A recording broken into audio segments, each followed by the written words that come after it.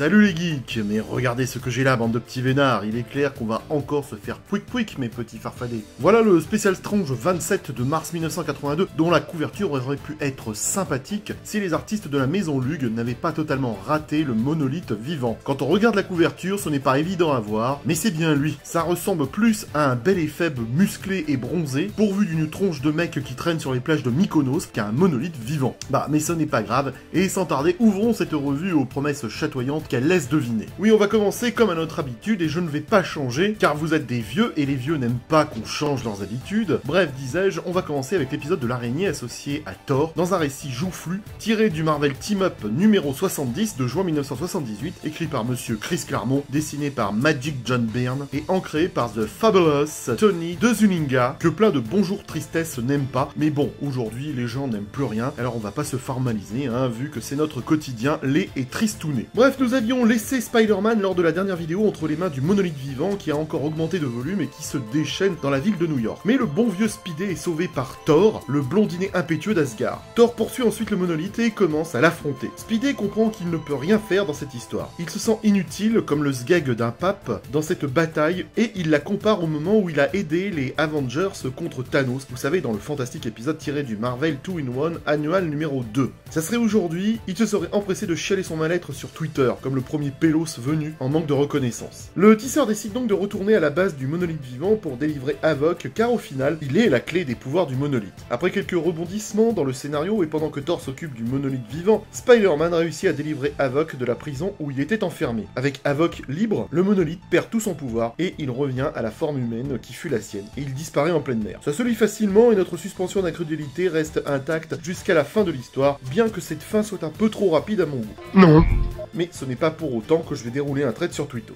Mais déjà évoquons l'épisode de la chose allié au Chevalier de la Lune, tiré du Marvel 2-in-1 numéro 52 de juin 1979, écrit par Steven Grant, dessiné par Jim Craig et ancré par Pablo Marcos. Voici une histoire unissant la chose et le Chevalier de la Lune, dit le Moon Knight, vous savez cet étrange personnage apparu dans Werewolf by Night numéro 32 en août 1975. Les deux rigolos font face à Crossfire, un ancien mercenaire cliniquement con de la CIA appelé William Cross. Ce dernier essaye de construire un appareil sonique pour pousser les super-humains du monde à se battre à mort. Ouais, c'est un projet ambitieux. Je n'en dirai pas plus, tellement je n'ai rien à dire dessus. Ça se regarde, mais c'est aussi ennuyeux qu'un week-end avec ta belle famille à Baison-la-Forêt. Mais sans plus tarder, mes chers farfadets, on va passer à ce que vous attendez tous, à savoir nos chers X-Men. En commençant avec l'épisode tiré de l'Uncanny X-Men 126 d'octobre 1979, écrit par le divin triumvirat composé des divinités Chris Claremont, John Byrne et Terry Austin. De là à parler de Trinité... Ce premier épisode de la revue est assez velu et marque les débuts tonitruants du scénario de Proté, et il va se poursuivre dans les deux prochains épisodes. Et bon sang qu'il est bon ce scénario! Au passage, on peut rappeler que cette intrigue horrifique et péchue a commencé dans le X-Men 119, c'est-à-dire dans le Special Strange 22, pour nous autres nostalgiques, quand le sale Angus McMachin se fait choper par le mutant X, puis dans le numéro 122, qui correspond au Special Strange 25, quand les pêcheurs se demandent où est passé Angus McMachin, sans oublier l'épisode 125, vu dans le Special Strange 26, quand Proté, enfin, faut pas l'appeler Proté, c'est parce que c'est encore le mutant X, est encore trop faible pour s'attaquer à Moira et Jean. Ah bah ouais, hein, j'ai fait des recherches quand même, mes sources sont fiables, ça vient pas de BFM TV. Cette trame horrifique fait monter la pression pour enfin éclater dans cet excellent épisode que je vais vous narrer aujourd'hui avec grâce, nostalgie et mouillage de slibard. Le Blackbird des X-Men file vers l'Écosse pour atteindre l'île de Muir. Les X-Men tentent de répondre à l'appel de détresse de Lorna Dane au téléphone dans le dernier épisode. Vous vous souvenez avec cette image fantastique digne d'un film d'horreur. Enfin, ça c'est la version de Lug, car dans la version originale, on y voit Bob Zombie faire un photobombe à l'arrière-plan, mais cela a été censuré dans la version française. N'importe quoi. Partis dans la précipitation, les X-Men n'ont même pas attendu que le fauve les rejoigne. Ah les bâtards! En arrivant sur l'île de Muir, ils fouillent les lieux, tandis que Colossus trouve Alex, le surfeur et Non, je voulais dire le hurleur, pas le surfeur, c'est n'importe quoi. Cyclope trouve Lorna et le corps mortellement consumé d'Angus McMachin. Étonnamment, Lug n'a pas censuré l'apparence cadavérique du marin. Bon après, y a pas de quoi démouler une terrine non plus. Enfin, Tornade retrouve Moira, dont les rondeurs généreuses indiquent que son obédience alimentaire est très éloignée du régime sans gluten, pendant que Cyclope retrouve Jean encore étourdi après un combat avec le mutant X. Dans un brouillard mental, elle pense d'abord que Cyclope est Jason Wingard, et ceci va troubler pour ne pas dire déranger Neneuil, puisqu'il se fait appeler Jason. De quoi froisser sa masculinité de mâle alpha cis hétéro, comme on le dit maintenant en France. Le groupe entier se réunit au domicile de Moira, où Jamie raconte comment les événements survenus après que l'appel de Lorna ait été interrompu. Cette phrase n'a aucun sens dans ce plan de l'existence. Le mutant X a d'abord attaqué Phoenix, mais elle l'a chassé. Par la suite, Jenny a créé une petite armée de doublons pour fouiller le terrain et tenter de retrouver le mutant X. Mais l'un des doublons de Jamie s'est fait choper par le vilain mutant. Préoccupé par la facilité avec laquelle leur adversaire a maîtrisé Jean, Polaris, et même Jamie Madrox, qui avait quand même mis une branlée au Fantastique, je vous le rappelle, Cyclope demande plus d'informations à Moira. Cette dernière explique que le mutant X est un être énergétique qui possède des corps à utiliser comme forme haute. Cette possession tue l'hôte et finalement le mutant X réduit le corps à une carcasse desséchée. Cyclope demande à savoir qui est le mutant X, mais Moira refuse d'en parler au début. J'aime bien des réponses précises ou ne me les donnez pas. Et elle va finir par céder et révèle que c'est son fils. Et ça nous ramène au titre de ce numéro, combien plus tranchant qu'une dent de serpent, est une citation de l'acte 1, scène 4 du Roi Lear de Shakespeare. La ligne entière est « Comme il est plus tranchant qu'une dent de serpent d'avoir un enfant ingrat ». Le mot « enfant ingrat » a bien sûr été enlevé afin de préserver le plus longtemps possible la révélation surprise que le mutant X est le fils de Moira. Ah bah oui, hein, c'est culturel ce que je raconte, hein, c'est pas pour le public d'Hanouna. Hein. C'était vraiment très intéressant. Pendant ce temps, en utilisant la forme du double corps de Madrox, le mutant X s'est échappé dans la ville voisine de Stornoway, où il tente de trouver un nouveau corps, car le duplicata de Jamie est presque épuisé. Il croise le chemin de Jason Wingard, mais alors qu'il essaye de le posséder, il échoue, car Jason possède un mécanisme de défense psychique. J'aime beaucoup la description de l'action dans cette case, à la page 9. Je trouve que c'est remarquablement bien écrit. Écoutez plutôt comme c'est bien décrit. Comme le mutant X, cet homme revêt les apparences les plus diverses, et son âme rivalise de noirceur avec celle du démon. Bon sang, qu'est-ce que c'est bien écrit, hein, c'est clair, c'est net, c'est précis, le propos est simple, hein, c'est pas du Maurice Genevoix. Quand je pense qu'à l'époque, on disait que les BD de super-héros étaient nuls au niveau de l'écriture, égal aux plus belles pages d'un livre de Philippe Solers, ceux qui disaient ça n'avaient vraiment pas ouvert une BD. Bon, je passe. Ne pouvant choper Wingard, le mutant s'occupe de l'infortuné Ferdy Duncan, qui sort d'un pub quelque peu éméché. Y a que des bandits dans ce bar à chicha. Bar à chicha. Et alors, vous allez me dire, pourquoi est-ce que le mutant X n'a pas pu choper Jason Wingard? Parce que c'est notre projet.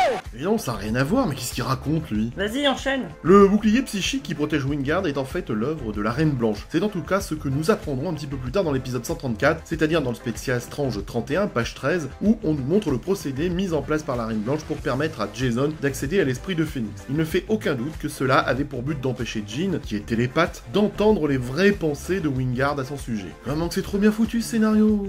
Le lendemain matin, les X-Men se dirigent vers le continent. Ils pensent que leur cible se dirige vers une ville importante pour se nourrir de nouvelles enveloppes corporelles. Alors qu'ils se séparent, Moira explique à Cyclope qu'elle tente depuis des années de maîtriser l'instinct de tueur de son fils, sans succès. Elle explique qu'il sera poussé à rechercher plus de corps hôtes tellement il est capable de consumer ses victimes et que sa seule faiblesse est le métal qui lui est toxique. Autant que le diktat du consumérisme empoisonnant le consommateur citoyen occidental, comme le disent aujourd'hui les milieux gauchistes. Va te faire branler, trop de scar. De loin, Jason Wingard observe la dispersion de l'équipe et fait soudainement vivre à Jean une autre vision où elle devient une noble écossaise qui monte à cheval. Le cheval, c'est génial!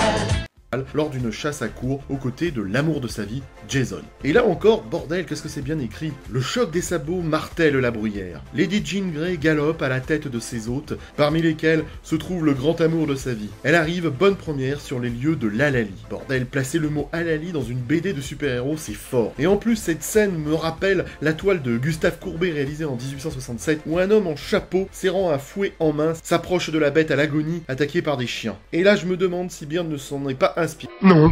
Mais bon, c'est pas du plagiat, hein. C'est pas du Rémi Gaillard, hein. Byrne est dans le concept. Hein. Le choc des sabots martèle la bruyère. Je ne sais pas vous, mais moi quand je lis ça, j'ai l'impression d'entendre le bruit des sabots sur cette bruyère. Bon sang que c'est bon. Ah oui, c'est bon comme ça. Alors par contre, évitez la traduction de Panini, hein, parce que là tu sens que les mecs en avaient rien à foutre, ou alors ils avaient pas du tout de culture. Hein. Trop contents de plonger dans la facilité et le simplisme, comme tous ces gosses qui ne prennent plus de bœuf bourguignon à la cantine, mais qui préfèrent s'acheter un kebab ou un McDo. Ouais, c'est pas faux. Voilà, c'est notre époque les enfants. Et en plus, tu payes cher la cantine. C'était l'instant réac. Arrêtez! Allez! Bref, tout se termine en scène d'horreur puisque le gibier pourchassé, qui doit être mis à mort, n'est autre qu'un homme. Jason offre à Jean le couteau qui permettra d'administrer le coup de grâce à la proie, précisant, devant l'hésitation de la jolie rousse, que c'était sa propre idée que de faire cette chasse à l'homme. Le choc la ramène à la réalité et elle trouve le cadavre momifié de l'une des victimes du mutant X. Illuminé par l'éclatante réalité, Jean en a la chair d'ampoule. Franchement, c'est irréprochable au niveau du scénario. On ne sait plus quoi croire et quoi penser. Tout se mélange dans une succession de rêves et de réalités. C'est impeccablement bien écrit, et c'est même pas en écriture inclusive, c'est pour dire. Pendant ce temps, Serval, oui, on va dire Serval et pas Wolverine, hein, parce qu'on est entre vieux luguins. Ouais, c'est pas faux. Serval, disais-je, a capté l'odeur du mutant X. Ignorant l'appel radio concernant la découverte de Jean, il suit son flair vers un policier. Ce dernier est impressionné par la vitesse à laquelle le Carcajou l'a repéré, et le mutant X essaie de le posséder lorsqu'il se rend compte que son corps est entrelacé de métal. Pauvre Serval, la douleur est tellement bien représentée sur cette image que t'as presque l'impression que le mutant X est passé par derrière ce tunnel tout sombre qui ne sent pas très bon.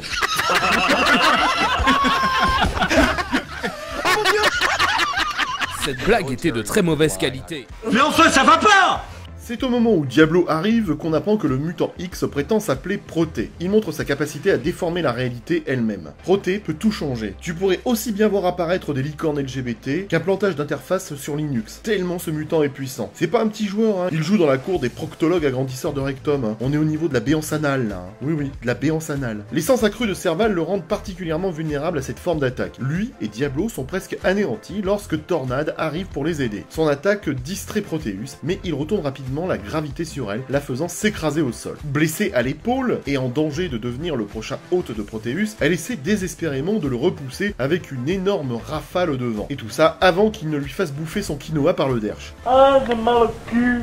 Et c'est ainsi que se termine ce puissant et magistral épisode. Mais enchaînons sans tarder avec l'épisode tiré de l'Uncanny X-Men 127 datant de novembre 1979, toujours réalisé par le trio magique dont on ne cite même plus le nom 3 fois béni. Alors que Proteus se rapproche de Tornade avec l'intention de voler sa forme physique, Tornade essaye de s'envoler. Mais Proteus déforme l'espace autour d'elle et la ramène au sol, cette fois-ci en l'assommant. Alors qu'elle semble condamnée, un tireur d'élite sur une crête voisine distrait Proteus. Le métal des balles est une réelle menace pour lui et le force à s'éloigner de la belle Ororo qui gît du verbe gésir sur le sol. Le tireur d'élite est Moira qui a l'intention de l'achever. Le cerveau, les tripes évoluent main dans la main. Ah, c'est dégueulasse. Mais une fois de plus, Cyclope fait n'importe quoi et tente de l'arrêter. Furieuse, Moira assomme Cyclope comme on renverrait un punk à chien rouler son bédo dans son caniveau de la rue Sainte-Catherine à Bordeaux. Mais le temps qu'elle remette en joue son fils, Proteus est déjà parti dans la Jeep des X-Men. Devinant où son fils se dirige, finalement, Moira se lance à sa poursuite. Pendant ce temps-là, les X-Men se retrouvent et pensent leurs blessures. Serval a été secoué par sa rencontre avec Proteus et il est vraiment dans un état fragile. Faut dire que Proté, en distordant la matière, a rendu notre Carcajou aussi difforme que Gérard Larcher. Ne voulant pas que le Carcajou sombre dans la déprime ou la folie, Cyclope le provoque afin de le sortir de cette torpeur dépressive. Et là, enfin, on a un Cyclope qui a de la classe et qui joue enfin son rôle de leader. Je ne vous cache pas que j'ai apprécié ce moment où Neneuil a eu enfin ce qu'il fallait dans le pantalon pour relancer son équipe mal en point. Quel dommage que cette période de grâce ne survivra pas à la mort de Jean. Après une bagarre contre Serval, mais également contre tous les autres X-Men, Cyclope met un terme à l'altercation, sentant que ça va mal finir pour son cul, surtout quand Tornade manque de le griller. Il demande la paix et explique sa motivation. Il voulait tester leur psychisme pour voir s'il y avait d'autres dommages plus profonds. Et là, je vous parle pas d'un simple dommage neuronal provoqué par une émission d'Hanouna.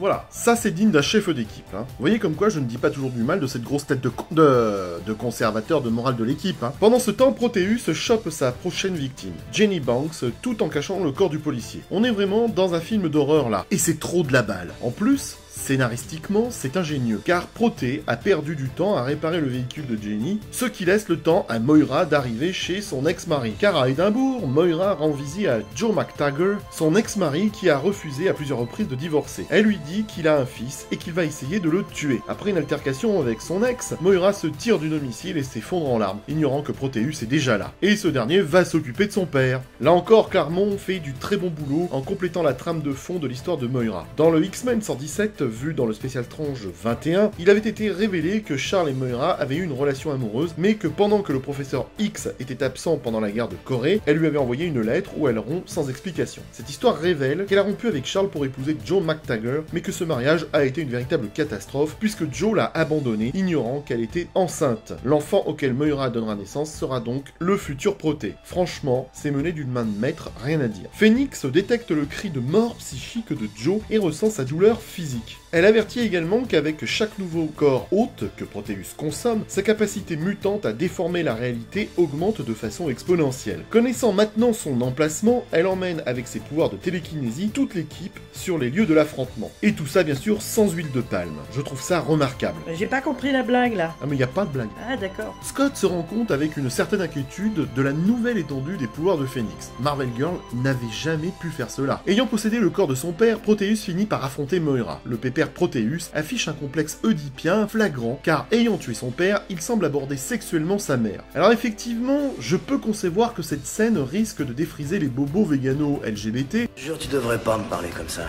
car cette consommation de chair par Proté n'est somme toute pas très halal, mais bon, le fait est là, il est clair que les concepts de cette grosse baudruche autrichienne de Freud, qui disait que tout un chacun masculin avait envie de zigouiter sa daronne, marque ce passage limite borderline de ce récit. Et c'est très bien comme ça ajoute du gluten dans notre lecture. Eh bien voilà, mais c'est très bien. Je ne m'en étais jamais rendu compte, étant jeune, mais c'est en relisant cet épisode pour préparer cette vidéo que j'ai découvert cela. Et je n'ai pas eu besoin de discuter avec deux dips près d'un complexe pour voir le concept soulevé dans ces pages. T'as compris? Deux dips près d'un complexe.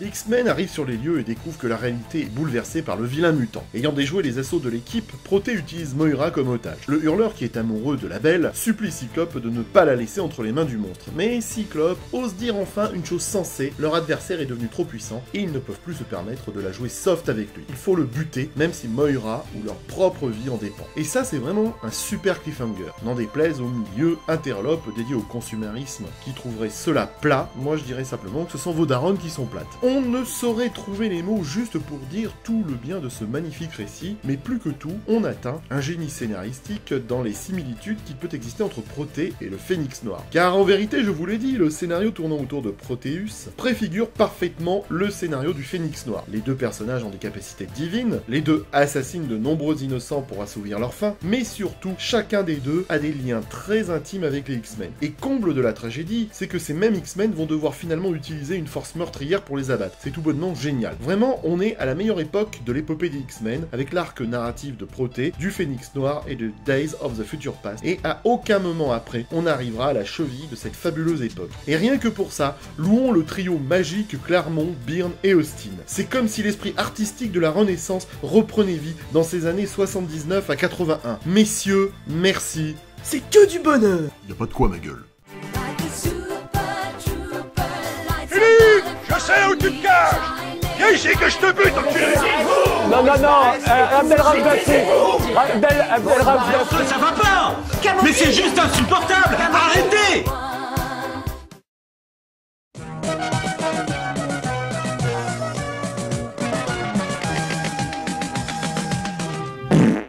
Les péripéties de Proté le conduisent de l'île de Muir à Édimbourg, l'occasion pour nous de revenir sur quelques aspects intéressants et faux raccordesques de ce récit, histoire de chipoter comme le font tous les stériles sur Twitter. L'île de Muir est déjà assez cliché de par son nom puisqu'elle n'existe pas, mais on ne peut reprocher au scénariste de se renseigner sur les lieux avant d'écrire le récit. Ainsi, Muir est un patronyme très répandu en Écosse qui correspond à l'anglais moor, à savoir la lande. Donc, ils ne se sont pas fait suer pour faire plus typique. Quelque chose de typique. Alors pour un peu que vous portiez un intérêt poli à mes recherches, l'huile de Muir est apparue pour la première fois dans l'Uncanny X-Men 104 en 1977, c'est-à-dire dans le Special Strange numéro 15 en 1979 en France. Et ça je le dis pour nos amis luguins qui sont restés jusque-là, ils sont peu nombreux, je les embrasse. L'île contient le centre de recherche de l'adipeuse mais très sensuelle Moira McTaggart, et d'après l'encyclopédie Marvel, elle est située au nord de la côte écossaise, au-delà du cap Wrath. autant dire au milieu de rien. Et donc, histoire de chipoter, reprenons le fil conducteur de ce récit passionnant. L'arrivée sur l'île de Muir des X-Men ne compte pas véritablement de problème, et il faut vraiment attendre la discussion entre les élèves de Charles et Jamie Madrox pour voir Serval jouer les illusionnistes, puisque sur cette image, il n'a rien dans la bouche, alors que dans l'instant qui suit, il a une sorte de cigarette aux commissures des lèvres, et finalement, il n'en a plus sur la case suivante. Ouais, tu chipotes là. Et pourquoi que le sus est à poil sur cette image?